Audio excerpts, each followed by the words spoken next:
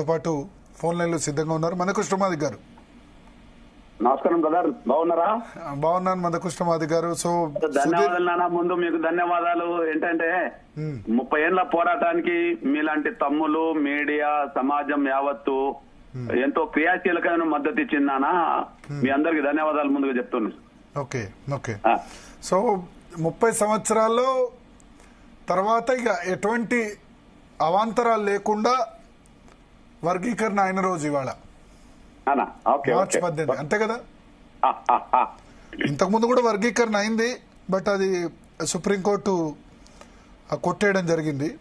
So ఈసారి ఎటువంటి ఇబ్బందులు ఉండవని అనుకుంటున్నారు, అంతేనా?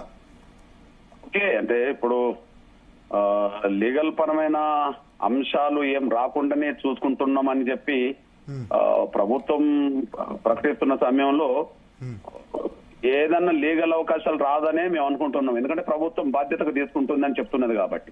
ఓకే, అదే సమయంలో సుప్రీంకోర్టు స్టేట్ కే పవర్ ఉన్నదని చెప్పడం వల్ల ఇది క్లియర్ కావడానికి దారితీసింది. ఇక్కడ సంతోషం గర్వకారణ విషయం ఏంటంటే, ఒకటి 30 ఏళ్ల ఒక జాతి ఆకాంక్ష కదా. అదే సమయంలో ఆకాంక్షకు అనుగుణంగా జరిగిన పోరాటంలో ఎంతో మంది బిడ్డల ప్రాణత్యాగాలు మాత్రం బాధేస్తుంటాయి. అదే సమయంలో ఎంతో మంది లక్షల మంది కార్యకర్తల శ్రమ ఇందులో దాగి ఉన్నది. అదే సమయంలో సమాజంలో ఉండబడే అన్ని వర్గాలు, పార్టీలకు అతీతంగా మీడియాతో సహా ప్రతి ఒక్కరూ కూడా ఎంఆర్పీఎస్ ఉద్యమానికి సంపూర్ణ సహకారాలు అందించారు. నిజంగా సమాజం అందించిన మద్దతును, వారి అండదండలను కూడా నేను ఎప్పుడు మర్చిపోలేను. ఎందుకంటే వాళ్ళ సపోర్ట్ లేకపోతే కూడా 30 ఏళ్ల ఉద్యమం నిలబడేది కాదు. అయితే ఇక్కడ 2 విషయాలు నా తమ్ముడు మీతో పంచుకోవాల్సిన అవసరం ఉన్నది. ఒకటి, ఈ తెలంగాణలోను ఆంధ్రప్రదేశ్ లోను వర్గీకరణ ఒక దశకు వచ్చిన విషయం మనం చూస్తూనే ఉన్నాం. ఇక్కడ ఇవాళ చట్టరూపం దాల్చింది. ఆంధ్రప్రదేశ్ లో నిన్ననే కేబినెట్ తీర్మానం చేసింది. బహుశా రేపు లేదు ఎల్లుండి శాసనసభలో చర్చ పెట్టి తీర్మానం చేసి ముందుకెళ్లబోతుందనే విషయం కూడా సంకేతాలు మనకు వస్తున్నాయి. అంటే వడివడిగా తెలంగాణలోను ఆంధ్రప్రదేశ్ లోను వర్గీకరణ ప్రక్రియ పూర్తి కాబోతుంది. కానీ అక్కడికి ఇక్కడికి ఒక తేడా ఉన్నది, చిన్న తేడా. అక్కడ ఏంటంటే, గౌరవ ఆంధ్రప్రదేశ్ ముఖ్యమంత్రి చంద్రబాబు నాయుడు గారికి ఈ వర్గీకరణ మీద సంపూర్ణమైన అవగాహన ఉన్నది. ఎందుకంటే తనే ఉమ్మడి ఆంధ్రప్రదేశ్ లో వర్గీకరణ చేసినోడు. అప్పుడు అదే సమయంలో 97 కదా, 97 లో ఫస్ట్ వర్గీకరణ జరిగింది. 2000 లో మళ్ళీ ఆయనే చేశాడు. ఓకే, ఇది ఒక అంశం, సంపూర్ణమైన అవగాహన ఉన్నది. రెండోది, అవగాహనతో పాటు అనుభవం ఉన్నది ఇప్పుడు చేయడానికి. మళ్ళీ భవిష్యత్తులో అప్పుడు చేసిన చట్టం 2 సార్లు కొంత వీగిపోయింది కాబట్టి ఇప్పుడు ఎలా వీగిపోకుండా చేయడం కోసం జరగాల్సిన అన్ని ప్రయత్నాలు ఆయన చేయడానికి కావాల్సిన అనుభవం ఆయనలో ఉన్నది. మూడోది, ఆయనలో ఒక కమిట్మెంట్ ఉంది, నేను చూశాను. ఇప్పుడు వర్గీకరణకు అడ్డు తగిలే శక్తులు ఇప్పటికంటే అప్పుడు రోడ్ల మీదకి వచ్చి యుద్ధం చేసినట్టుగానే చేసినాయి. ఉమ్మడి ఆంధ్రప్రదేశ్ లో యుద్ధం చేసినట్టు చేసినా కూడా ఆయన ఇచ్చిన మాట నిలబెట్టుకోవడానికి, సామాజిక న్యాయాన్ని వైపు అడుగులేయడానికి ఏనాడు వెనక అడుగేయాలి అతను. ఓకే, నంబర్ 1 ఆ కమిట్మెంట్ కూడా ఆయనలో చూశాం. ఇప్పుడు ఆ ప్రక్రియను ముందుకు నడిపించే దిశగా చాలా జాగ్రత్తగా అడుగులు వేస్తున్నాడు. ఈ విషయంలో అక్కడికిక్కడ తేడేందంటే, ఎంఆర్పీఎస్ ఉద్యమం మొదలైంది ఎక్కడ? ఆంధ్రప్రదేశ్ వైపే, ప్రకాశం జిల్లా. పోనీ ప్రస్తుతం ఆంధ్రప్రదేశ్ లోనే మాలల జనాభా ఎక్కువ. ఆనాడు వర్గీకరణ వ్యతిరేక ఉద్యమానికి ప్రధానంగా నాయకత్వం వహించింది కూడా ఆంధ్రప్రదేశ్ నుంచి ఎదిగిన మాల లీడర్లే, మనందరికి తెలిసే విషయమే. కానీ ఇప్పుడు అక్కడ వర్గీకరణ ప్రక్రియను ముందుకు నడిపిస్తున్న చంద్రబాబు నాయుడు గారు ఎవరిలో అసంతృప్తి లేకుండా అన్ని జాగ్రత్తలు తీసుకుంటూ చాలా సమన్వయంతో ముందుకు సాగుతున్నాడు. ఇది గొప్ప విషయం. అక్కడ మీరు గమనించండి, ఇప్పుడు అక్కడ వర్గీకరణ ప్రక్రియ మీద ఒక కమిషన్ వేశాడు. కమిషన్ జస్ట్ అతను గౌరవ రాజీవ్ రంజన్ మిశ్రా, ఐఏఎస్ రిటైర్డ్. ఆ కమిషన్ ముందుకు వర్గీకరణ జరగాల్సిన అవసరం ఉన్నదనే చెప్పి మాదిగ ఎమ్మెల్యేలు కూడా పోయి కమిషన్ నివేదిక ముందు అభిప్రాయం చెప్పారు. అది గొప్ప విషయం. ఎక్కడ వర్గీకరణకు అడ్డు తగిలే శక్తులు ఎక్కువ ఉన్న రాష్ట్రంలో, మాలా సామాజిక వర్గం ఎక్కువ ఉన్నదని చెప్పబడుతున్న రాష్ట్రంలో మాదిగలు ఎమ్మెల్యేలను కూడా కమిషన్ ముందు వర్గీకరణకు అనుకూలంగా మాట్లాడారు. అంతేకాదు, వర్గీకరణ ప్రక్రియ ముందుకు సాగుతున్న దశలో మాదిగ మంత్రుల్ని, మాదిగ ఎమ్మెల్యేలను కూడా ఆయన సమావేశంలో ఏర్పాటు చేసుకుని వాళ్ళ అభిప్రాయం తీసుకొని ముందడుగేశాడు. ఇది గొప్ప విషయం. కాబట్టి మీరు చూడండి, వర్గీకరణ ప్రక్రియ అక్కడ ముందడుగేస్తున్న సమయంలో అక్కడ ఏ వర్గంలో అసంతృప్తి లేదు. ఓకే, మాదిగలు మాకు న్యాయం జరగబోతుందనే కాడు ఉన్నారు. మాలలు కూడా అయ్యో వర్గీకరణ జరిగితే మంచిదేగా, ఎక్కువ తక్కువ అందరం పంచుకుంటున్నాం కదా అనే అభిప్రాయంలో అక్కడ ఉన్నారు. దానికి కారణం ఏంటంటే గౌరవ చంద్రబాబు నాయుడు గారికి ఉండబడే అనుభవం, అవగాహన, కమిట్మెంట్ వల్ల ఆడ వర్గీకరణ జరగబోతుంది, రేపు మాపో చట్టం వస్తుంది, కానీ వివాదం తగ్గిపోతున్నది అక్కడ. ఓకే, మరి ఇక్కడ అసంతృప్తి ఎవరికి ఉంది? ఇక్కడ మీ దృష్టికి తీసుకొస్తున్నా. ఒకటి అనుభవం, అవగాహన, కమిట్మెంట్ ఈ విషయంలో రేవంత్ రెడ్డి గారిలో కొంత లోపించింది. అందుకు సాక్ష్యం మీ దృష్టికి తీసుకొస్తున్నా నేను. ఇప్పుడు వర్గీకరణ కావాలనే శక్తులు, వర్గీకరణ వ్యతిరేకించే శక్తులు ఉన్నాయనుకోండి. అక్కడ చంద్రబాబు నాయుడు గారి నాయకత్వంలో టీడీపీకి సంబంధించిన ఎమ్మెల్యేలు, మాలమాది ఎమ్మెల్యేలు కమిషన్ ముందు పోగలిగినరు వర్గీకరణ జరగాలని. మరి ఇక్కడ గౌరవ షమీమ్ అఖ్తర్ గారు కమిషన్ ముందుకు మాలమాది ఎమ్మెల్యేలు, కాంగ్రెస్ పార్టీలో ఉన్న మాలమాది ఎమ్మెల్యేలు పోయి వర్గీకరణ జరగాలని కోరుకున్నారా? మరి అక్కడ ఎందుకు కలిసిపోయింది, ఇక్కడ ఎందుకు కలిసిపోలేకపోయిండ్రు? నంబర్ 1. నంబర్ 2, అక్కడ మాలమాదిగ ఎమ్మెల్యేలతో 1-2 సార్లు సమావేశం ఏర్పాటు చేసి వాళ్ళ అభిప్రాయం తీసుకొని ముందడిగేశాడు. ఇక్కడ గౌరవ తెలంగాణ ముఖ్యమంత్రి రేవంత్ రెడ్డి గారు ఎప్పుడన్నా మాలమాదిగ ఎమ్మెల్యేలను కలిపి సమావేశం ఏర్పాటు చేసి వాళ్ళ అభిప్రాయంతో ముందుకెళ్ళగలిగిండా? లేడు. దీనివల్ల ఏమైందో తెలుసా?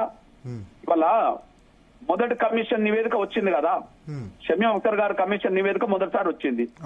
మళ్ళీ రెండోసారి ఎందుకు పునరుద్ధరించబడ్డది? ఎందుకు పునరుద్ధరించబడ్డది అంటే మొదటి కమిషన్ నివేదికలో లోపాలు ఉన్నాయని చెప్పి సమాజం దృష్టికి మేము తీసుకొచ్చాం, ముఖ్యమంత్రి దృష్టికి తీసుకొచ్చాం, సబ్ కమిటీ చైర్మన్ దృష్టికి తీసుకొచ్చాం. దానివల్ల షమీమ్ అఖ్తర్ కమిషన్ మరోసారి పునరుద్ధరించబడ్డది. మీ దృష్టికి తీసుకొస్తున్నా నేను. మరి అక్కడ రాజీవ్ రంజన్ మిశ్రా గారి కమిషన్ నివేదిక వచ్చినాక దాని మీద ఎవరైనా అసంతృప్తి వ్యక్తం చేసిండ్రా? ఎవరైనా ఆవేదన వ్యక్తం చేసిండ్రా? కానీ ఇక్కడ 3 గ్రూపుల ఆవేదన ఉన్నది, మీరు మర్చిపోవద్దు. ఇప్పుడు మొదటి గ్రూప్ ఉన్నది, అత్యంత వెనుకబడ్డ వాళ్ళ గ్రూప్ ఉన్నది. ఆ మొదటి గ్రూప్ లోకి అత్యంత డెవలప్ అయిన వాళ్ళు ఎట్లొచ్చిందనే ప్రశ్న ఉత్పన్నమైంది. దానికి జవాబు లేదు కదా. ఎవరు వచ్చారు ఇప్పుడు? అత్యంత వెనుకబడిన వాళ్ళు బుడగ జంగాలు కదా. బుడగ జంగాలతో పాటు కొన్ని కులాలు ఇచ్చారు కదా. ఆ కులాల్లో అత్యంత డెవలప్ అయిన కులం మన్నే అండ్ పంబాల. మన్నే అండ్ పంబాల వీళ్ళు సి గ్రూప్ లో ఉండాల్సిన వాళ్ళు కదా. వీళ్ళు ఫస్ట్ గ్రూప్ లో ఉన్నారంటారు. ఫస్ట్ గ్రూప్ లోకి వచ్చిందనే విషయం అసంతృప్తి మొదటి గ్రూప్ లో ఉన్న వాళ్ళు కొనే విషయం అందరికి తెలిసిపోయింది కదా. పంబాల పాపులేషన్ నాకు తెలిసి 2000 అనుకుంటా కదా, 2000 మంది కదా. నేను అంటున్నాను 2000 మందిలో 400 ఉద్యోగస్తులు ఉన్నారు. 400 ఉద్యోగస్తులు 400 మంది ఉద్యోగస్తులు ఉన్నారు. మరి 1,00,000కు పైగా ఉండబడే బుడగ జంగాల్లో ఎంతమంది ఉంటారు? ఎంతమంది ఉండాలి ఆ లెక్కన? 400 మంది ప్రభుత్వ ఉద్యోగస్తులా మీరు అనేది? 100%. ఇప్పుడు గంటా చక్రపాణి ఇప్పుడు ఆయన బీఆర్ఎస్ లో అతను వీసీ కాగలుగుతాడు, మన కాంగ్రెస్ ప్రభుత్వంలో కూడా వీసీ కాగలుగుతాడు. వాళ్ళంతా నేర్పరగల వాళ్ళు, వాళ్ళంతా ముందుకెళ్తుండ్రు. ఓకే, ఇప్పుడు మనకు ఇప్పుడు డీసీపీ ఉన్నాడు అనుకోండి, కమిషనర్ ఎవరు, మన సుధీర్ బాబు. ఆయన కూడా పంబాల, వాళ్ళ నాన్న ఎప్పుడో ఎంపీగా పనిచేసిండు, గొట్ట భూపతి లాంటి వాళ్ళు డాక్టర్లు ఉన్నారు, గ్రూప్ 1 ఆఫీసర్లు ఉన్నారు, ఇంజనీర్లు ఉన్నారు, వారు చాలా మంది ఉన్నారు. 1000 మంది లేని కుటుంబాల్లో 300-400 మందికి పైగా ఉద్యోగస్తులు ఉన్నారు. మరి లక్షల మంది ఉన్న కుటుంబం, ఇప్పుడు ఉదాహరణకు డక్కలో ఉన్నది, ఇప్పుడు డక్కలో ఉన్నది అనుకో, ఆ డక్కల్లో ఒక 5,000 మంది దాకా ఉంటారనుకో, ఒక 5,000 మందిలో ఒక 20 మంది అన్న ఉద్యోగస్తులు చూపెడతామా? మరి అందులో ఏ గ్రూపులు ఉన్నారు? వాళ్ళు మొదటి గ్రూపులు ఉన్నారు. మొదటి గ్రూపులో బాగా అత్యంత వెనుకబడ్డ వాళ్ళని పెడతారు, మొదటి గ్రూప్ లో మళ్ళీ బాగా డెవలప్ అయిన కులాలు పెడతారా? సో మీరు ఒకటి పంబాల మన్నే ఈ రెండింటిని మొదటి గ్రూప్ లో చేర్చడాన్ని వ్యతిరేకిస్తున్నారు అంతేనా? అరే వ్యతిరేకించడం అనేది ఆ గ్రూపులు ఉన్న వాళ్ళు వ్యతిరేకిస్తున్నారు కదా, మొదటి గ్రూపులు ఉన్న వాళ్ళు వ్యతిరేకిస్తున్నారు కదా, బుడగ జంగాలు వ్యతిరేకించారు కదా, డక్కలు వ్యతిరేకించారు కదా. అంటే అర్థం ఏంటిది? మన్నే జనాభా ఎంత? 20,000 ఉంటుందా ఎగ్జాక్ట్లీ? మన్నే జనాభా 29,000 ఏదో కనిపిస్తున్నది. 29,000. ఇది ఒక 1000 దాకా వీలు కనిపిస్తుంది. 30,000 మంది. 1,70,000 ఒక గ్రూప్ చేర్చారు. ఆ 1,70,000 30,000 మంది దాంట్లో చేర్చి ఆ 1% మీరు దోసుకోవడానికి రంగం సిద్ధం అవుతుంది కదా. అంటే దీనిలో ఇప్పుడు ఈ 1,71,000 మందిలో ఎక్కువ ఫలితం, ఈ 1% ఫలితం అన్నది పంబాలకు గానీ లేదా మన్నే ఈ 2 వర్గాలకే దొరుకుతుంది అంటారు అంతేనా? ఇప్పుడు నేను అంటాను, ఉమ్మడి రిజర్వేషన్ లో మాదిగలే తట్టుకోలేని పరిస్థితులు ఉన్నారని మేము ఉద్యోగం చేశాం కదా. మరి బుడగ జంగాలలో డక్కలో ఎట్లా తట్టుకుంటారు ఇతర కులాలు? మరి షమీమ్ అఖ్తర్ 1 month పొడిగించిన తర్వాత కూడా ఆయన యాస్టీజ్ గా రిపోర్ట్ లో మార్పులు ఏం లేవంటూ మళ్ళీ సబ్మిట్ చేశారు. ఎందుకు ఒక విషయం చెప్పనా, షమీమ్ అఖ్తర్ గారు ముందు 3 గ్రూపులు ఉన్న వాళ్ళు అసంతృప్తి వ్యక్తం చేశారు. మొదటి గ్రూప్ ఈ అసంతృప్తి, రెండో గ్రూప్ మాదిగల అసంతృప్తి. చెప్పనా తమ్ముడు? చెప్పండి ప్లీజ్. మాదిగల అసంతృప్తి. ఇప్పుడు రెండో గ్రూప్ అనే మాదిగలను ఎట్లా చేర్చారు? మధ్యస్థంగా డెవలప్ అయిన కులాలని చెప్పారు, మధ్యస్థంగా. ఓకే. మూడో గ్రూప్ ఏంది? బాగా లబ్ధి పొందిన కులాలు, మెరుగైన ఫలితాలు పొందిన కులం అని చెప్పేశారు. మాల గ్రూప్ లో బాగా డెవలప్ అయిన కులాలని చేర్చారు. మాది గ్రూపు మధ్యస్థంగా వెనుకబడ్డ వాళ్ళని చెప్పేశారు. మొదటి గ్రూపు పూర్తి వెనుకబడ్డాలని చెప్పేశారు. మొదటి గ్రూపు పూర్తిగా వెనుకబడ్డ వాళ్లకు 1% రిజర్వేషన్ ఇవ్వడానికి 1,71,000 మంది జనాభా చూసుకున్నారు. బాగా డెవలప్ అయిన మాల కులాలకు 1% ఇవ్వడానికి 3,54,000 తీసుకున్నారు. మీరు మళ్ళా ఒకసారి గమనించండి. మొదటి గ్రూపు బాగా వెనుకబడ్డ వాళ్ళకు 1% ఇవ్వడానికి 1,71,000 జనాభా తీసుకున్నారు. మూడో గ్రూపు బాగా డెవలప్ అయిన వాళ్ళకు 1% ఇవ్వడానికి 3,54,000 తీసుకున్నారు. ఇప్పుడు మీరు చెప్పండి, ఈ రెండింటి మధ్యలో మాదిగలు ఉన్నారనుకుందాం, వీళ్ళ జనసంఖ్య ఎంత పరంగా తీసుకోవాలి? ఈ రెండింటి మధ్యలో తీసుకోవాలి. 1,71,000 3,50,000 మధ్యలో తీసుకోవాలి, మధ్యస్థ కులాలు కాబట్టి. అంటే దాదాపు 2,62,200 వస్తాయి.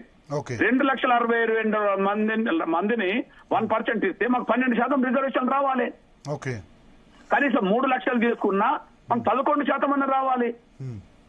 రాలేదు కదా, 9 ఇచ్చారు కదా. మీకెంత? మీకు కూడా 3.54 ప్రాతిపదిక తీసుకున్నారా?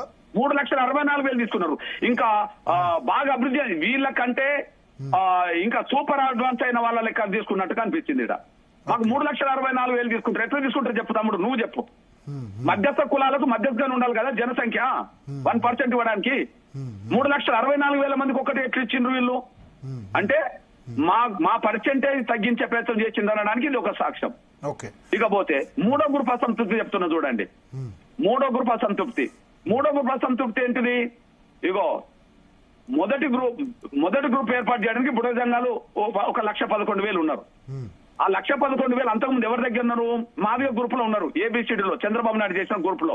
ఓకే, నేను 1,11,000 పక్కకు తీసి ఒక 1% బుడగ జంగాలకు ఇవ్వడానికి స్వాగతిస్తున్నా, వాళ్ళు వెనుకబడ్డారు కాబట్టి. అయితే మరి తెలంగాణ రాష్ట్రంలో 3 అతిపెద్ద జనాభా నేతకాని వర్గం, 4 అతిపెద్ద జనాభా బుడగ జంగాలు, 3 అతిపెద్ద జనాభా 1,33,000 మంది ఉన్నారు. వాళ్ళు ఏమన్నారు?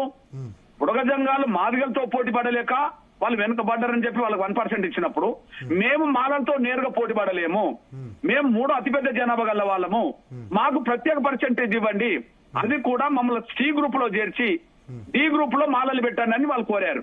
ఇది సమంజసమే కదా? వాళ్లకు 1% ఇమ్మన్నారా? వాళ్ళ పర్సెంటేజ్ వాళ్ళు ఎంతైనా ఇవ్వమన్నారు. 1% 2% కాదు, డిసైడ్ చేయాల్సింది గవర్నమెంటే అనుకుందాం. 1,11,000 మందిని బి గ్రూప్ నుండి తీసేసి మొదటి గ్రూపులు ఇచ్చినప్పుడు 1,33,000 మంది మాకు ఎందుకు గ్రూప్ ఇవ్వరని చెప్పి వాళ్ళు ప్రశ్నిస్తున్నారు. మేము మాలలతో పోటీ పడలేమని చెప్పి. ఇది న్యాయమా కాదా మీరు ఆలోచించండి.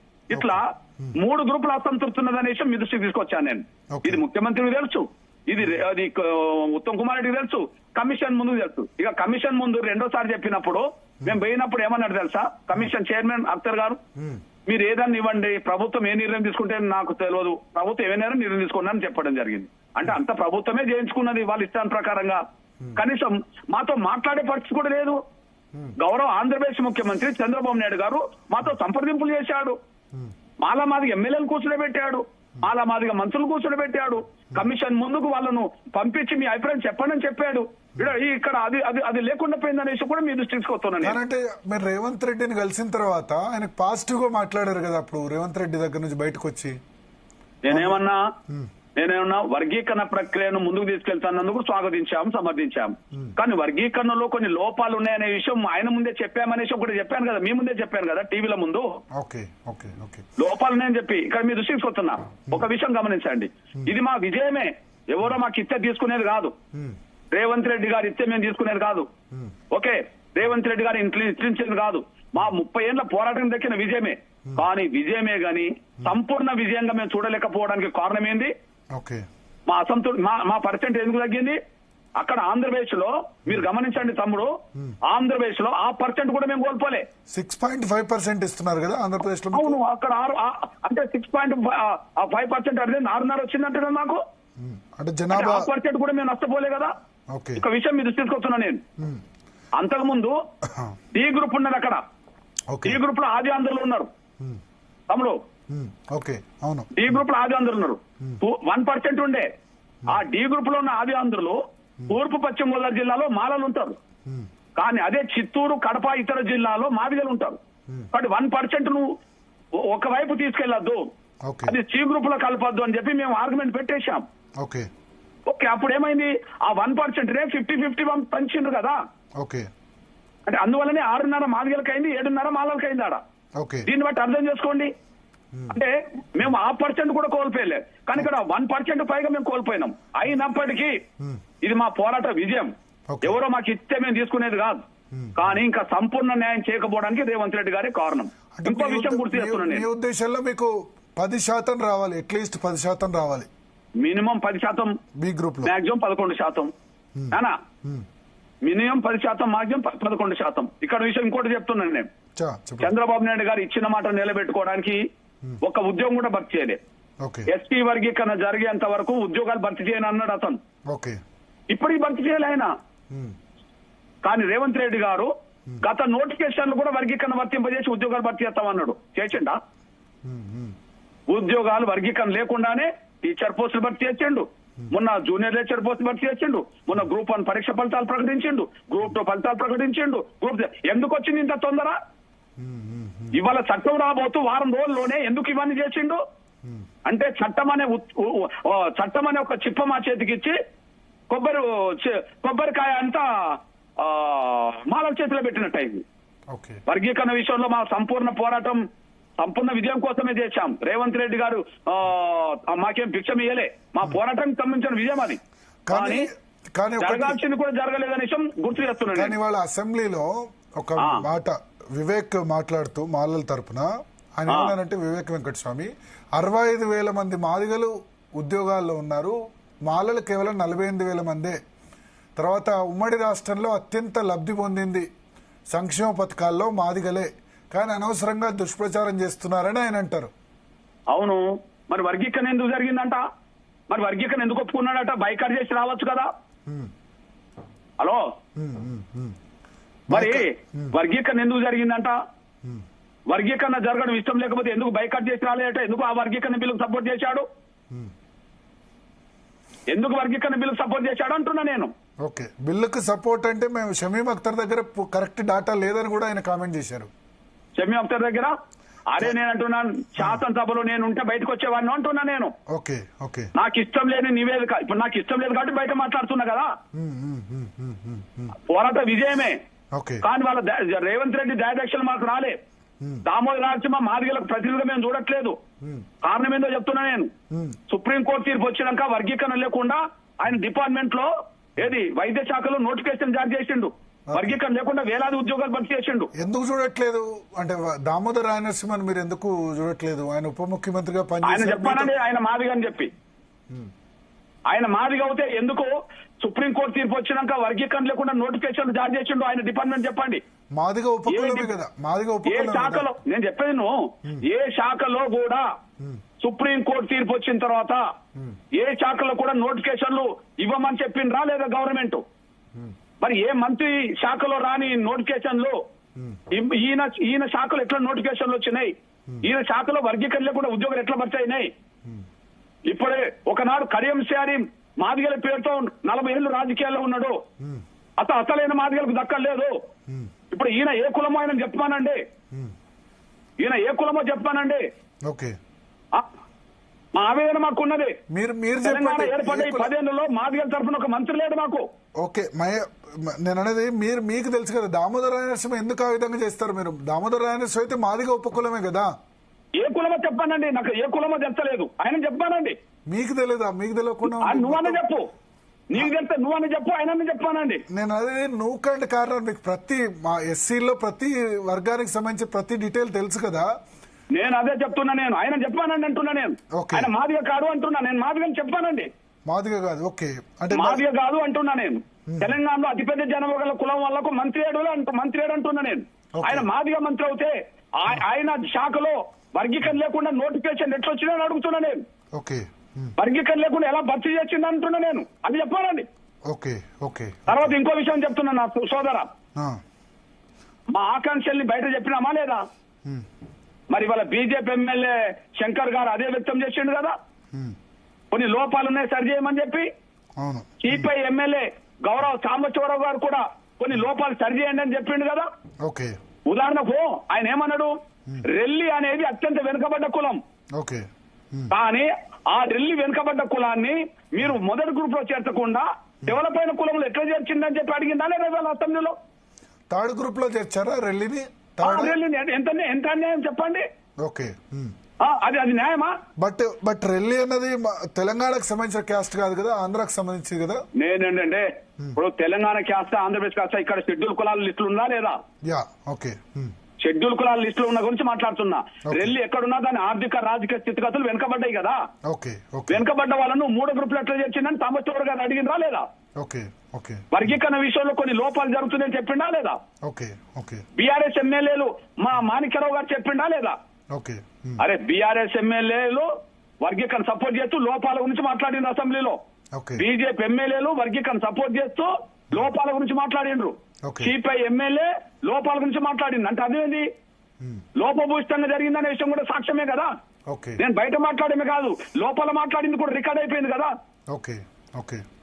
సో ఇప్పుడు తగిన విజయమే. వర్గీకరణకు సంబంధించి చూడట్లేదు. మందకృష్ణమాది గారు 30 సంవత్సరాలుగా మీరు పోరాటం చేస్తున్నారు, కానీ మీరు ఏమంటారంటే సంపూర్ణ విజయం ఇంకా చేరుకోలేదు అంటారు, అంతేనా? విజయమే అంటున్నాం.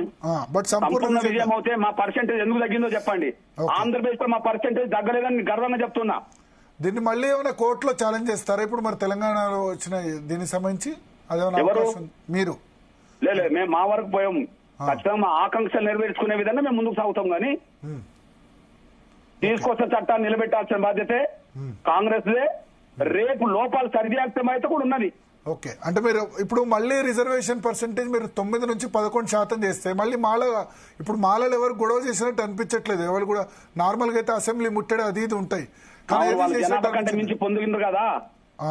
వాళ్ళ జనాభా కంటే మించి పొందింది కదా, వాళ్ళకి ఆవేదన ఎందుకు ఉంటుంది బ్రదర్? ఇప్పటి వరకు పొందినోలే కదా. మొదటి గ్రూప్ అవకాశాలు దోచుకోవడానికి వాళ్ళకి మాలల్ని పంపింది దానిలోకి. బట్ ఎందుకు జనాభా పరంగా రాకుండా చేయడానికి సంఖ్య తగ్గించేది ఇక్కడ. మరి మాదిగ శాసనసభ్యులు ఎందుకు ఈ విషయం మీద మాట్లాడట్లేదు అసెంబ్లీలో? కాంగ్రెస్ శాసనసభ్యులైనా మాదిగ ఎమ్మెల్యేని అడగరాదు ఆ పని. వాళ్ళని పిలిచి అడగండి, సంపూర్ణ న్యాయం జరిగిందని చెప్తారేమో. ఇప్పుడు రేవంత్ రెడ్డి కలిశారు, అడ్డూరు లక్ష్మణ్ గాని కవంపల్లి సత్యనారాయణ గాని ఎమ్మెల్యేలు అందరూ కలిసి కృతజ్ఞతలు తెలియజేశారు వాళ్ళు. మరి వర్గీకరణ లేకుండానే వేలాది ఉద్యోగాలు భర్తీ చేసిండు, అది ఎవరు అడగాలి? మరి వర్గీకరణ లేకుండానే వేలాది ఉద్యోగాలు భర్తీ చేసిండు కదా, అది ఎవరిని అడగాలి? ఓకే, 1% తగ్గిందని చెప్పి అసెంబ్లీలో చర్చ జరిగింది కదా. మాదిగలకు వర్గీకరణ విషయంలో 1% తగ్గిందని చెప్పి అసెంబ్లీలో చర్చలు జరిగినాయి కదా. దాన్ని ఎవరు భర్తీ చేయాలి? వీళ్ళకున్న పని ఏంది? వాళ్ళు పొగడడం తప్ప జాతి పక్షాన మాట్లాడే నిజాయితీ కమిట్మెంట్ సాహసం చేస్తారా? వీళ్ళు చేయరు. మీరేమైనా మాట్లాడారా కాంగ్రెస్ ఎమ్మెల్యేలతో ఈ మధ్యలో లాస్ట్ 2-3 days గా? మీరు ఈ విషయం మీద రేజ్ చేయండి అని చెప్పారా? నేను మొదటి నుంచి వాళ్ళతో కాంటాక్ట్ లో ఉన్నా. నా దగ్గర మాట్లాడినంత కమిట్మెంట్ గా లోపలికి వెళ్ళేటప్పటికి వాళ్ళు ఎందుకో జారిపోతాను. ఇది వాస్తవమే కదా. నేను అందరితో కాంటాక్ట్ లో ఉంటా. సో అయితే ఒక్క నిమిషం మందకృష్ణమాది గారు, ఇక్కడ ఒక డౌట్. ఇప్పుడు మీరు 9 నుంచి 11 కు పెంచాలి అంటారు, అంతేనా? 11 కు పెంచి ఎవరిని తగ్గించాలి? మాల సి గ్రూప్ కు సంబంధించి, థర్డ్ గ్రూప్ కు సంబంధించి తగ్గించాలి, అంతేనా? బ్రదర్, మాకు 9 నుంచి 10 పెరుగుతుందా 11 పెరుగుతాయి అని కాదు. మా జనాభా ఇప్పుడు నీకు ఒక లెక్క అడుగుతున్నా బ్రదర్, నిన్నే అడుగుతున్నా. 15 లక్షల మంది మాల అయ్యేవాళ్ళు ఉన్నారు. ప్లీజ్ నేను ఒక మాట బ్రదర్, 15 లక్షల మంది మాల అయ్యేవాళ్ళు ఉన్నారు. అంటే మాల అయ్యేవాళ్ళు 2 కులాలు కలిపితే 15 లక్షలు. షెడ్యూల్ కులాల లిస్ట్ లో వాళ్ళది 40వ క్రమ సంఖ్య ఉంటది. 59 కులాల్లో 40వ క్రమ సంఖ్య మీరు చూడండి, మాల అయ్యే వాళ్ళు ఉంటారు. 2 కులాల జనాభా కలిపితేనే 15 లక్షలు. కానీ single caste Madiga single caste Madiga 32,30,000 దాకా ఉన్నారు. 32,30,000 ఇది ఉపకులాలతో కాకుండా సింగిల్ క్యాస్ట్ గురించి మాట్లాడుతున్నా. ఓకే. ఇక్కడనో వీళ్ళది 2 కులాలు కలిపి, అక్కడనో ఒక సింగిల్ క్యాస్ట్. ఓకే. మరి 15 లక్షల మందికి 2 కులాలు గల మాలలకు 5% ఇచ్చిండు అనుకుంటే 32.5 లక్షల మంది మాదిగలకు సింగిల్ క్యాస్ట్ మాదిగలకి ఎంత రావాలో నువ్వు చెప్పు. 10% మీరు లెక్క ప్రకారం 10% రావాలి. 5కు 5 10, 2.5కు 1 11. ఓకే. 11 రావాలి. నువ్వు తక్కువ ఇచ్చి 10 ఒప్పుకుంటున్నావు కదా తమ్ముడు నువ్వు. ఓకే. నువ్వు తక్కువ ఇచ్చి 10 ఒప్పుకుంటున్నావు కదా. 15 లక్షలకు 5 అయితే ఓకే, 30 లక్షలకే 10 కదా తమ్ముడా. ఓకే. మరి 32 లక్షలు ఉన్నాయి కదా, నువ్వు లెక్కలు చూసుకో, జనాభా లెక్కలు చూడు. నువ్వే, నేను ప్రకటించిన లెక్కలు గవర్నమెంట్ 32 లక్షల్లో బుడగ జంగాలు లేరా? ఎందుకంటే బుడగ జంగాలు లేరు. 1,11,000 మంది అంతకు ముందు ఉన్న దాంట్లో నుండి తీసేసే కదా మొదటి గ్రూప్ ఇచ్చింది. ఓకే. ఓకే. నేను వాళ్ళని సమర్థిస్తున్నా కదా, సమర్థిస్తున్నా కదా. ఈ 15 లక్షలు ప్లస్ నేతకాని కూడా యాడ్ అవుతారు కదా, నేతకాని కూడా వాళ్ళు మేము ప్రత్యేక గ్రూప్ కావాలంటారు కదా వాళ్ళు. ఓకే. 1,11,000కు ప్రత్యేక గ్రూప్ ఇచ్చినప్పుడు 1,33,000 మంది మాకెందుకు ఇవ్వలేని అడుగుతుండ్రు కదా. ఓకే. ఓకే. ఇప్పుడు నేను అడుగుతున్నది మాలయ్యేవాళ్ళు మాదిగలు. ఓకే. ఓకే. మినిమం 10 లేదా 11 రావాలి కదా అంటున్నా నేను. మినిమం 10 నుంచి 11 వస్తే అప్పుడు సంపూర్ణ విజయం అని మీరు అంటారు. ఓకే. నేను ఒక మాట చెప్పాను, నువ్వు చెప్పు తమ్ముడు, నిన్నే అడుగుతున్నా, లెక్క నా లెక్క కాదు. అయితే ఒకటి నివేదిక లెక్కలే అడుగుతున్నా నేను ఇక్కడ. ఇప్పుడు మరి ఇవన్నీ కూడా ఇప్పుడు ఒక న్యాయమూర్తి, రిటైర్డ్ న్యాయమూర్తి తీసుకున్న లెక్క. నేను కూడా ఈ విషయంలో ఫస్ట్ గ్రూప్ గురించి అడిగాను యాక్చువల్లీ దామోదర్ రాయనరసింహ గారిని క్లారిఫికేషన్ అడిగితే ఆయన ఏమంటారంటే ఈ బుడగ జంగాలు అన్నది అత్యంత వెనుకబడిన వర్గాల వాళ్ళు. నిజానికి వాళ్ళకి 1.7 లాక్ ఎందుకు తీసుకున్నామంటే 50% వాళ్ళు అత్యంత వెనుకబడిన వర్గాల వాళ్ళకి ఎక్కువ ఇమ్మని చెప్పారు.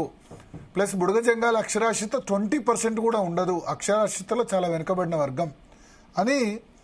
అందుకోసం వాళ్ళకు 0.5% జనాభా ఉన్నా సరే, అంటే మీరు అన్నట్టు 1.7 లాక్స్కి ఒక పర్సంటేజ్ లెక్కన వాళ్ళకి తీసుకున్నామని చెప్పారు. బట్ పంబాల క్యాస్ట్ మీరు అంటున్నారు 400 మంది ఉద్యోగులు ఉన్నారని. కొద్దిమంది వాళ్ళు అడిగితే 8 మంది మాత్రమే ప్రభుత్వ ఉద్యోగులని అంటారు. 8 మంది ప్రొఫెసర్లే అవుతారు, లెక్క డాక్టర్లే అవుతారు. ఓకే. ప్రొఫెసర్ గ్రూప్ 1 ఆఫీసర్లు వస్తారు. మరి ఎందుకు స్పెషల్ ట్రీట్మెంట్ ఇచ్చారు పంబాలా? ఇప్పుడు మనకు సుధీర్ బాబు ఉన్నాడా లేదా? అవును, మీరు చెప్పారు సుధీర్ బాబు, గంటా చక్రపాణి అందరు కూడా పంబాల. వాళ్ళు ఎవరు? వాళ్ళ ఇంట్లోనే వాళ్ళ భార్య ఉన్నది, వాళ్ళ ఇంట్లోనే వాళ్ళ తమ్ముడు ఉన్నాడు. పంబాల సుధీర్ బాబు ఇంట్లో ఎంతమంది ఉన్నారు చెప్పండి. ఆ ఇంట్లో నువ్వు అన్న 8 మంది వాళ్ళ ఇంట్లో ఉన్నారు కదా. ఓకే. ఓకే. కులం సంగతి చెప్పు. ఎవరు ఇన్ఫ్లుయెన్స్ చేశారంటారు? సరే, ఇప్పుడు వాళ్ళు మాల కంటే మీరు అన్నట్టు ఇన్ఫ్లుయెన్స్ ఉంది, అన్ని పొజిషన్లో ఉన్నారు, నో డౌట్. బట్ ఈ పంబాల క్యాస్ట్ ను కానీ మన్న క్యాస్ట్ ను కానీ గ్రూప్ లో ఫస్ట్ గ్రూప్ లో కలపడానికి ఇన్ఫ్లుయెన్స్ ఎవరు చేశారంటారు? ఎవరు? మాలల్లో ఉండబడే పెద్దలే ఏం చేసుకున్నారంటే కమిషన్ నివేదిక రాకముందే ప్రభావితం చేసి కొన్ని 1% బుడగ జంగాల కేటాయితే 1% వాళ్ళు తీసుకోకుండా మన వాళ్ళు కొంతమందిని అక్కడ పంపించే మేము తీసుకోవచ్చని వాళ్ళు ప్లాన్ చేసుకున్నారు. ఓకే. ఓకే. అంటే అందులో చొరబడ్డారు కదా. ఇంతకు ముందు ఇప్పుడు పంబాల అయినా ప్లస్ మన్న అయినా ఇంతకుముందు మాల గ్రూప్ లోనే ఉండే ఉమ్మడి రాష్ట్రంలో. వాళ్ళు ఎక్కడ ఉన్నా నేను చెప్పాను వాళ్ళు డెవలప్ అయిన కులాలుగా ఉన్నారనే విషయం వాస్తవం కదా అంటున్నా. ఓకే. ఆ డెవలప్ అయిన కులాలని దామోదర్ రాష్ట్రం అన్నట్టుగానే అత్యంత వెనుకబడ్డ కులంలోకి ఎట్లా చేర్చారు. ఇప్పుడు ఉదాహరణ ఒక మాట చెప్తుంది తమ్ముడు, ఇప్పుడు పంబాల కులం గురించి మీరు మాట్లాడారు కదా. ఓకే. పంబాల ఉన్నది, అందులోనే దక్కల ఉన్నది. దక్కలంటే ఈ తెలంగాణ సమాజంలో అత్యంత వెనుకబడ్డ కులం. ఇంకా నువ్వు అన్నట్టుగా మా బుడగ జంగాల కంటే కూడా వెనుకబడ్డారు కదా. మరి వాళ్ళు ఒక 5,000 మంది ఉన్నారు అనుకో.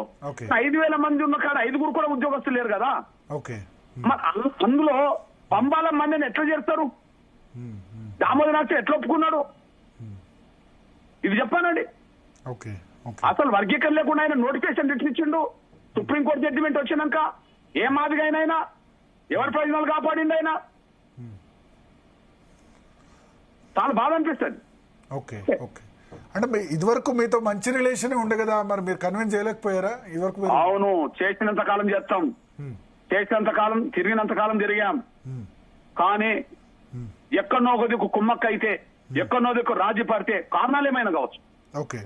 ఆ వెంకటస్వామి కుటుంబంతో కుమ్మక్కన్న కావాలి, రాజన్న పడాలి, లేకపోతే ఇవన్నీ ఎందుకు జరుగుతాయి? కొద్దిమంది ఇప్పుడు సరే నేను వాళ్ళతో ఎక్కిపోయించట్లేదు, కానీ కొద్దిమంది ఏం కామెంట్ చేస్తున్నారంటే వర్గీకరణ అయిపోయింది కాబట్టి మందకృష్ణ మాదిగకి వేరే ఎజెండా ఉండదు కాబట్టి కావాలని దీన్ని రాజకీయం చేస్తున్నారని అనే వాళ్లకు మీరు ఇచ్చే జవాబు? ఆ మాట నువ్వే చెప్పరా, నేను అడిగిన దాంట్లో తప్పే ఉన్నదో. నేనైతే చెప్తా, 30 సంవత్సరాలు నేను ఒక పోరాట యోధుడిని అయితే చూడలేదు. Mandakrishna Madiga garu really hats off to you. నా తమ్ముడా నువ్వు తెలుగు న్యూస్ స్టూడియోలో హ్యాట్స్ ఆఫ్.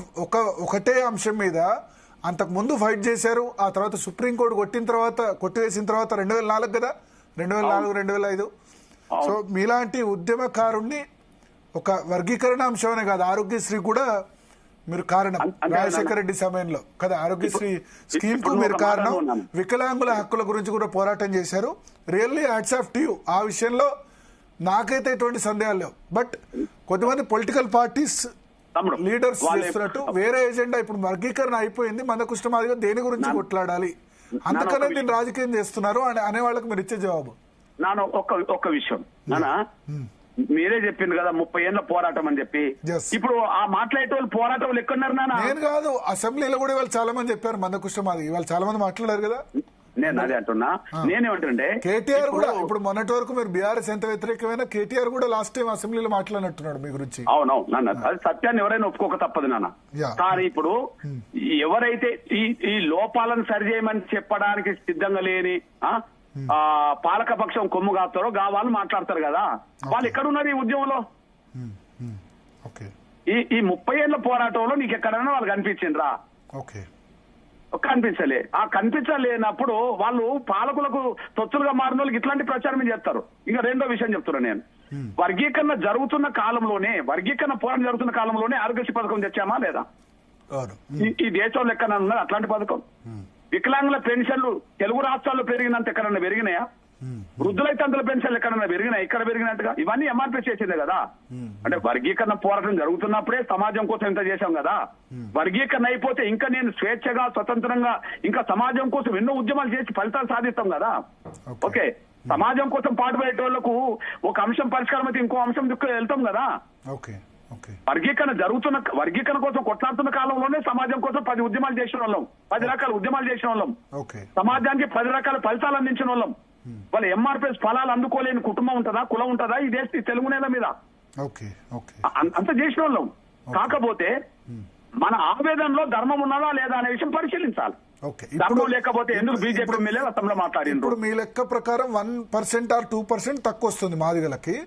బట్ ఇప్పుడు ఈ వర్గీకరణ లేకుంటే 15%లో మాలలు ఎంతమంది సెలెక్ట్ అవుతున్నారు, ఎంత పర్సెంటేజ్ వస్తుంది, మాదిగలకు ఎంత వస్తుంది, ప్లస్ ఈ బుడగ జంగాలు కానీ ఈ క్యాస్ట్లకు ఎంత పర్సెంటేజ్ వస్తుంది? ఇప్పుడు నాకు తెలిసి బుడగ జంగాలతో పాటు ఎవరికి 1% రాలే నాన్న. 0.10% వస్తుంది, 0.1% కూడా రాదు. లేదు 0. కూడా 1% లేదు, 0.1 అట్లుంటది. కానీ ఇప్పుడు మీ దృష్టికి వస్తున్నా నేను, ఇప్పుడు మాకు 15లో 9 వచ్చినాయి అనుకో మినిమం. ఇప్పుడు వాళ్ళ లెక్కల ప్రకారమే 9 ఇచ్చింది కదా. అవును, మిగిలిన అందరికి 6 పోయినాయి అనుకో. ఓకే, మిగిలిన మాలలతో పాటు మిగతా అందరికి 6 పోయినాయి. మరి ఎప్పుడన్నా మాకు 15లో 9 ఎప్పుడన్నా వచ్చినాయా? 2 కాడున్నాం, 3 కాడున్నాం, 4 కాడున్నాం. 9 అయితే మాకు రాలేదు కదా. ఏ లెక్కలు చూస్తే 9 మాకు రాలేదు కదా. పొలిటికల్ గా కొంచెం రిప్రజెంటేషన్ పెరిగింది కదా పొలిటికల్ గా. అయితే ఉద్యమం తర్వాత పొలిటికల్ గా వర్గీకరణ ఉద్యమం తర్వాత పొలిటికల్ గా ఎమ్మెల్యేల సంఖ్య, జడ్పీ చైర్మన్లు లేకపోతే సర్పంచ్లు అట్లా లేదు. ఇప్పుడు మీరు దృష్టికి తీసుకొస్తున్నా, ఇదే తెలంగాణలో మీరు లెక్కలు చెప్పండి నాన్న. తెలంగాణలో ఇను తమ్ముడు వింటున్నావా? వింటున్నా. 10 మంది మాదిగా 9 మంది మాలా ఉన్నట్టున్నారు. చెప్పేనా 19 మందిలో. ఓకే, ఇప్పుడు 19 మందిలో డైరెక్ట్ మాదిగలు ఎంత మంది ఉండాలి చెప్పండి? 12 మంది 13 మంది ఉండాలా లేదా? అవును, ఈ లెక్క ప్రకారమే ఉండాలా లేదా? మరి లేరు కదా. ఓకే 10 మంది ఉన్నారు కదా, 10 మంది ఉన్నారు. నేను 2 తగ్గినా 3 తగ్గినా మేము తగ్గినట్టా కాదా, మా వాట పొందలేదు కదా అంటున్నా నేను. అవును అవును. ఓకే, ఇప్పుడు 3 ఎంపీలు ఉన్నారు, నాగర్ కర్నూలు అండ్ వరంగల్ అండ్ పెద్దపల్లి. ఈ 3లో ఒక ఎంపీ ఉన్నాడా చెప్పండి? లేడు లేరు. మరి మాకు అన్యాయం జరిగినట్టే కదా రాజకీయంగా. కాంగ్రెస్ టికెట్ ఇవ్వలేదు, కాంగ్రెసే గెలిచింది ఆ 3. అంతే కదా. ఎట్లయితే మాకైతే మేమైతే లేం కదా. వేరే ఇచ్చారు, బీఆర్ఎస్ బీజేపీ ఇచ్చే గానీ వాళ్ళు గెలవలేదు. అది పక్కకు పెట్టినానా నేనంటే ఇప్పుడున్న చట్టసభలో మా జనాభాకు అనుగుణంగా లేదు కదా అంటున్నా. అసెంబ్లీ కావచ్చు, పార్లమెంట్ కావచ్చు, లేదు రేషియో. అక్కడ లేదు, విద్యారంగంలో లేదు, ఉద్యోగాల్లో లేదు. ఓకే, అయితే లేదు కదా. అయితే ఇప్పుడు మరి ఒకటి, మీరు అక్కడ క్రెడిట్ నరేంద్ర మోడీకేమో ఇచ్చారు, ఇక్కడ రేవంత్ రెడ్డి క్రెడిట్ ఇవ్వట్లేదు ఎందుకు? అరే చంద్రబాబు గారు కూడా ఇస్తున్నా నేను క్రెడిట్, ఈయనకి ఇస్తలేను. కారణం ఎందుకు చెప్పరా నువ్వే. చంద్రబాబు నాయుడు గారు వర్గీకరణ జరిగేంత వరకు నేను ఉద్యోగాలు భర్తీ చేయను అన్నాడు, ఎలాంటి నోటిఫికేషన్ ఇవ్వను అన్నాడు. సుప్రీంకోర్టు జడ్జిమెంట్ వచ్చింది ఎప్పుడు? ఆగస్టు 1. ఇవాళ ఏ తారీఖులు ఉన్నాం? మార్చి 18లో ఉన్నాం, అంతే కదా. మరి ఒక ఉద్యోగం అక్కడ భర్తీ చేయలేదు కదా, ఇక్కడ నోటిఫికేషన్ ఇవ్వలేదు కదా. మరి ఇక్కడ వేలాది ఉద్యోగాలు భర్తీ చేసిండు కదా. ఒకటి ఇక్కడ అర్థం చేసుకోవాలి, సీఎం కూడా అనౌన్స్ చేశారు, రేవంత్ రెడ్డి ఇక్కడ కూడా అనౌన్స్ చేశారు, వర్గీకరణ అయ్యేంత వరకు ఉద్యోగాలు. సీఎం రేవంత్ రెడ్డి తమ్ముడు వర్గీకరణ అయ్యేంత వరకు ఒక్క ఉద్యోగం. వినబడుతుందా మందకృష్ణమాది గారు? తమ్ముడు పీసీఆర్ ఒక్కసారి కట్ చేసి కాల్ చేయండి, పీసీఆర్ ఒకసారి కట్ చేసి కాల్ చేయండి. సో మొత్తానికి స్పందన, ఇది ఒక చరిత్రాత్మక దినం మాదిగ సామాజిక వర్గానికి సంబంధించి. ఎందుకంటే ఇప్పుడు ఎస్సీల్లో కూడా అత్యంత వెనుకబడిన వర్గాలు ఉన్నాయి. ఇంతకుముందు చెప్పినట్టు మాదిగ కంటే కూడా వెనుకబడిన వర్గాలు డక్కలి కులం ఉంది, బుడగ జంగాల్లో అయితే అక్షరాస్యత 10-15% కూడా ఉండదు. 100 మందిలో 10% మంది కనీసం చదువుకొని కూడా ఉంటారు. వాళ్ళందరికీ సరే ఇప్పుడు మందకృష్ణమాదిక్ గారు సంపూర్ణ విజయం కాకుండా ఒక విజయం అని అయితే చెప్తున్నారు. ఎస్ చెప్పండి. మందకృష్ణమాదిక్ గారు, ఇప్పుడు రేవంత్ రెడ్డి కూడా అసెంబ్లీలో చెప్పారు నేను వర్గీకరణ సంబంధించి అయ్యేంత వరకు ఉద్యోగాలు భర్తీ చేయనని.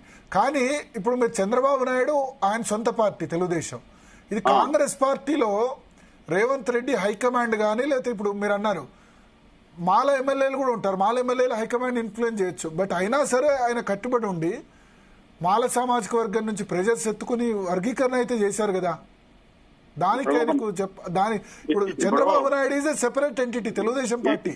ఆయన ఎమ్మెల్యేలు ఏదో ఆశీర్వదిస్తే మాల ఎమ్మెల్యేలైనా మాదిగ ఎమ్మెల్యేలైనా ఏదంటే చేయాల్సిందే. కానీ రేవంత్ రెడ్డికి ఆ ఫ్రీ హ్యాండ్ ఉండదు కదా, ఇది కాంగ్రెస్ పార్టీ కదా. నేను అదే అంటున్నా. మరి ఇప్పుడు అంబేద్కర్ గాంధీ మధ్యలా తమ్ముడు, అంబేద్కర్ గాంధీ మధ్యలా, హలో వింటున్నా చెప్పండి. అంబేద్కర్ గాంధీ మధ్యలో 1932 సెప్టెంబర్ 24న పూనా అంబేద్కర్ జరిగింది. ఆ పూనా అంబేద్కర్ జరిగి సంతకాలు పెట్టిన అంబేద్కర్ ఏమన్నాడంటే, గాంధీ కొబ్బరి తీసుకొని చిప్ప నా చేతిలో పెట్టిండు అన్నాడు. ఓకే, కొబ్బరి తీసుకొని టెంకాయలో ఉండబడే కొబ్బరి మొత్తం తీసుకొని చిప్ప నా చేతిలో పెట్టిండు నా జాతికి అన్నాడు. అసంతృప్తి వ్యక్తం చేశాడు. అవును, వర్గీకరణ తోటే ఉద్యోగాలు భర్తీ చేస్తామన్నారు రేవంత్ రెడ్డి గారు. వర్గీకరణ లేకుండానే వేలాది ఉద్యోగాలు భర్తీ చేసి ఇప్పుడు చట్టం తెచ్చిండు అనుకో, మా పర్సెంటేజ్ కూడా మాకు రాకుండా తెచ్చిండు అనుకో, ఇప్పుడు నేను రేవంత్ రెడ్డి గారిని పూర్తి కూర్చోవాలా? ఏంటంటే నాకెందుకు పని? అవును, కేంద్ర ప్రభుత్వం నాకు అన్నాడు అండదండలు అందించింది, సుప్రీంకోర్టులో అఫిడవిట్ ఇచ్చింది. ఆ విజయానికి కారణం నేను సుప్రీంకోర్టుకు నేను ధన్యవాదాలు చెప్పాను, నరేంద్ర మోడీ గారు కూడా ధన్యవాదాలు చెప్పేశాను. ఓకే, చంద్రబాబు నాయుడు గారు ఇచ్చిన మాట నిలబెట్టుకున్నాడు కాబట్టి ఇప్పటి వరకు ఒక ఉద్యోగం భర్తీ చేయలేదు కాబట్టి ఆయనకు సంపూర్ణమైన అవగాహన కమిటీ ఉన్నది కాబట్టి ఆయన వర్గీకరణ చెబుతాను నేను చెప్తున్నా. నేను మరి ఈయన నాకు మాలలు ఒత్తిడి ఉన్నదంటే మరి మాట ఎందుకు ఇచ్చావు? కానీ ఇప్పుడు మీరు ఒకటి ఆలోచించాలి, ఏఐసిసి అధ్యక్షుడు మల్లికార్జున ఖర్గే ఆయన వర్గీకరణకు వ్యతిరేకం కదా. ఆ జడ్జిమెంట్ రాగానే వెంటనే కాంగ్రెస్ పార్టీ కేసీ వేణుగోపాల్ గానీ మల్లికార్జున ఖర్గే గానీ నెగటివ్ గా రియాక్ట్ అయింది, ఇది సుప్రీంకోర్టు జడ్జిమెంట్ కరెక్ట్ కాదని చెప్పి. అయినా సరే ఇప్పుడు జాతీయ కాంగ్రెస్ స్టాండ్ కాదని ఇక్కడ వర్గీకరణ చేశారు కదా, అది దానికి కొంత భాగం క్రెడిట్ రేవంత్ రెడ్డికి ఇవ్వాలి కదా. తమ్ముడు నువ్వు ఒక మాట మర్చిపోతున్నావు, చెప్పండి. కాంగ్రెస్ అధిష్టాన వర్గం వర్గీకరణకు వ్యతిరేకంగా ఎప్పుడు కామెంట్ చేయలే. కాకపోతే క్రిమిలేయర్ మీద మల్లికార్జున ఖర్గేతో పాటు కొంతమంది వ్యతిరేకంగా మాట్లాడిండ్రు. అయితే మనసులో వర్గీకరణ వ్యతిరేకంగా ఉండవచ్చు ఎవరికి కాబట్టి మల్లికార్జున ఖర్గే మనసులో వ్యతిరేకంగా ఉండవచ్చు. మరి ఆయనే కదా అది చేవెళ్ల డిక్లరేషన్ లో వర్గీకరణ చేస్తామని మేనిఫెస్టో పెట్టింది. ఆ దమ్ముంటే ఓపెన్ గా రమ్మను మల్లికార్జున ఖర్గేను. ఆయన ఏదో అన్నాడని చెప్పి నేను మాదిగలకు రిజర్వేషన్ తగ్గిస్తా, వర్గీకరణ లేకుండా ఉద్యోగాలు భర్తీ చేసి నేను మాలల కొమ్ము కత్తానంటే మేము అభినందించుకుంటూ కూర్చోమా ఆయనను బట్టి? ఓకే, మాకు నష్టం జరిగింది. బట్ కాంగ్రెస్ పాలిత రాష్ట్రాల్లో మొదలు పూర్తయింది ఇక్కడే కదా, తెలంగాణలోనే కదా. కాంగ్రెస్ కు దేశంలో ఎన్ని రాష్ట్రాలు చెప్పరాదు? కర్ణాటక, హిమాచల్ ప్రదేశ్, కర్ణాటకలో కూడా వాళ్ళు కమిషన్ వేశారు. కానీ కంప్లీట్ కాలేదు, వర్గీకరణ కాలేదు కదా అంటున్నా. కాకపోవచ్చు, వర్గీకరణ మీదనైతే వాళ్ళ స్టాండ్ ఉన్నది కదా అంటున్నా నేను. Okay okay. ఇంకా హిమాచల్ ప్రదేశ్ లో లేదు, వర్గీకరణ అంశం లేదు అక్కడ. Okay okay. ఉన్న 2 రాష్ట్రాలు వర్గీకరణ అంశం ఉన్నది. ఓకే. సో మొత్తం ఇప్పుడు మీ దృష్టికి తీసుకొస్తున్నాను, కనీసం సిద్ధరామయ్య కూడా ఒక వర్గీకరణ లేకుండా ఉద్యోగాలు భర్తీ చేయలేదు కదా. Okay okay. వర్గీకరణ లేకుండా ఉద్యోగాలు భర్తీ చేయలేదు కదా, కమిషన్ నడుతుంది కదా. వర్గీకరణ లేకుండా ఉద్యోగాలు భర్తీ చేయని చెప్పి మళ్ళీ చెప్పిండు కదా నిన్న శాసనసభలో. ఈయన ఎట్లా భర్తీ చేసిండు అంటున్నా నేను. ఓకే. 11,000 టీచర్ పోస్టులు మాకు లేకుండా చేసిండు. ఓకే. కనీసం మాకు 9% అని వచ్చేది కదా, ఆయన ఇచ్చిన 9%. ఓకే. ఇప్పుడు మొన్న డిఎస్సీలో మరి ఎంతమంది సెలెక్ట్ అయ్యారు? మాదిగలకు ఎంత పర్సెంటేజ్ వచ్చింది? శ్వేతపత్రం ప్రకటించమనండి దమ్ముంటే. మీ దగ్గర 9% రాలేదు అంటున్నా నేను. ఇప్పుడు నువ్వు ఏదైతే పర్సెంటేజ్ 9 అన్నావో ఆ 9% మాకు రాలేదని నేను అంటున్నా. వచ్చిందని చెప్పానండి. Okay okay okay. సో మొత్తానికి ఇప్పుడు మళ్ళీ తదుపరి పోరాటం అయితే 10% గానీ 11% గానీ ఉండేందుకు ఒత్తిడి తీసుకొస్తారు, ఎంత వీలైతే అంత. ఇప్పుడు శాసనసభలో పార్టీలు తమ అభిప్రాయం వ్యక్తం చేసినాయా లేదా? వర్గీకరణ బిల్లును స్వాగతిస్తూనే సమర్థిస్తూనే ఈ లోపాలు ప్రతి గ్రూప్ లో ఉన్నాయని చెప్పి వాళ్ళు మాట్లాడిందా లేదా? Okay okay. మరి నా సొంత అభిప్రాయం అయితే వాళ్ళు ఎందుకు మాట్లాడింది చెప్పరా? ఓకే. అందువల్ల మేము విజయంగానే చూస్తాం, అది మా పోరాటం దక్కిన విజయం. కానీ మాకు ఇవాళ ఎంతో కొంత నష్టం వచ్చిందంటే రేవంత్ రెడ్డి గారే బాధ్యత. ఓకే. సో ఈ దామోదర రాష్ట్రం కూడా బాధ్యతే. దామోదర రాష్ట్రం కూడా ఎందుకాడు వర్గీకరణ లేకుండా నోటిఫికేషన్ అయిన డిపార్ట్మెంట్లు ఎట్లా వచ్చినాయి? ఎట్లా వర్గీకరణ లేకుండా ఉద్యోగాలు భర్తీ చేసిండు? కానీ ఎందుకు మీరు మాదిగా కాదు, మాదిగా ఉపకులం కాదు అని కాదని నేను అంటున్నా, అవునని చెప్పానండి అంటున్నా. నువ్వు అడగరాదు మరి ధైర్యంగా. అదే కులం అని చెప్పాను రాదు. మా మాదిగలకు మంత్రివర్గ స్థానం అడుగుతున్నా నేను. ఓకే. అంటే ఆయన ఉన్నవాడిని మీరు మాదిగా కింద కన్సిడర్ చేయట్లేదు? నేను చేయట్లేదు బ్రదర్, ఎందుకంటే నష్టం ఆయన వల్ల కూడా వచ్చింది. Okay okay. ఆపరేషన్ ఉన్నది బ్రదర్. ఓకే. నేను ఇంకో 2 రోజులు 4 మంత్రులు ఉంటే మాదిగోళ్ళు ఎందుకు ఉండదో చెప్పరా? ఓకే. తెలంగాణలో అతిపెద్ద జనాభా మాదిగోళ్ళు. తప్పేం లేదు, ఉండాల్సిందే.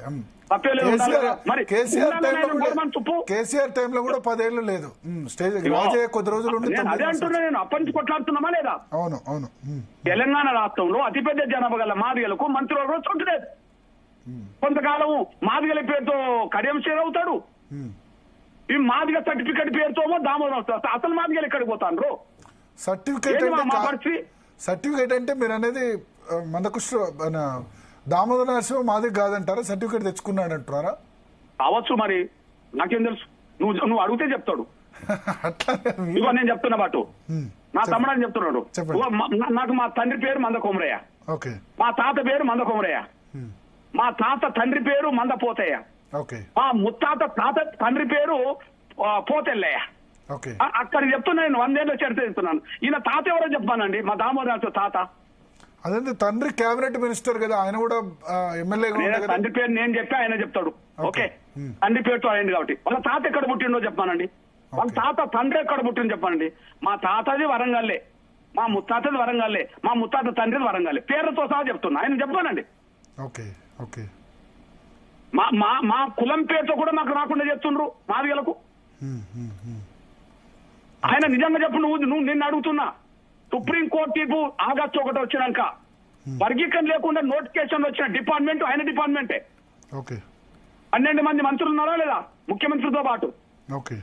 ముఖ్యమంత్రి దగ్గర ఎన్నో శాఖలు ఉన్నాయి, ప్రతి మంత్రి దగ్గర శాఖలు ఉన్నాయి. నోటిఫికేషన్ ఎవరు ఇచ్చిండ్రు? దామోదర్ వైద్య శాఖలోనే నోటిఫికేషన్ వచ్చినాయి. ఆ నోటిఫికేషన్ దగ్గర పరీక్షలు జరిగినాయి. వర్గీకరణ జరిగినాక సుప్రీంకోర్టు తీర్పు వచ్చినాక ఫలితాలు కూడా వచ్చేసినాయి. అన్యాయం జరిగినట్టు కాదా? చేసినోడు ఎవరు?